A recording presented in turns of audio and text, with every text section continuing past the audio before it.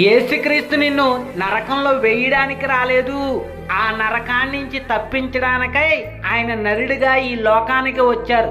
నువ్వు యేసుక్రీస్తుని ఎంత అవమానపరుస్తున్నా, కించపరుస్తున్నా ఆయన నిన్ను ప్రేమిస్తున్నాడు. ఎందుకనంటే పాపం ద్వారా వచ్చి జీతం మరణం.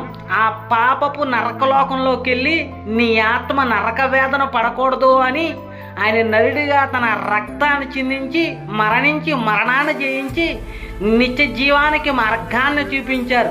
ఆయనతో పాటు నువ్వు కూడా పరలోకంలో ఉండాలి అని. అయితే కొంతమంది అపవాది సంబంధులు అబద్ధ ప్రచారాలు చేస్తున్నారు.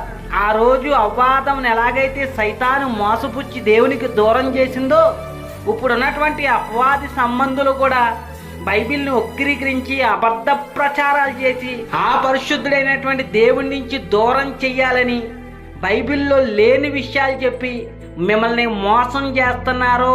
కాబట్టి ప్రియ స్నేహితులేరా, గ్రంథాలు చదవండి. నమ్మని వాడికి శిక్ష విధించబడును అని బైబిల్లో రాయబడ్డది. ఎవరికి శిక్ష అనంటే దేవుడి పేరు చెప్పి అతి భయంకరమైనటువంటి బూతులు తిడుతున్న వారికి శిక్ష, అబద్ధ ప్రచారాలు చేస్తున్న వారికి శిక్ష, దేవుడి పేరు చెప్పి పాపాలు చేసేవారికి శిక్ష. అది యేసుక్రీస్తు నమ్మిన వాడైనా నమ్మని వాడి అయినా శిక్ష నుంచి తప్పించుకోలేడు. కాబట్టి అలాంటి పాపాన్ని విడిచిపెట్టేసి పరిశుద్ధులుగా మారండి అని చెప్పడానికి, ఆ పాపాన్ని నుంచి తప్పించి పరిశుద్ధులుగా మార్చి పరలోక రాజ్యం చేర్చడానికే యేసుక్రీస్తు నరుడిగా ఈ లోకానికి వచ్చారు. కాబట్టి ప్రియ స్నేహితుడా, సత్యాన్ని తెలుసుకో, అబద్ధ ప్రచారాలు నమ్మి మోసపోవద్దు.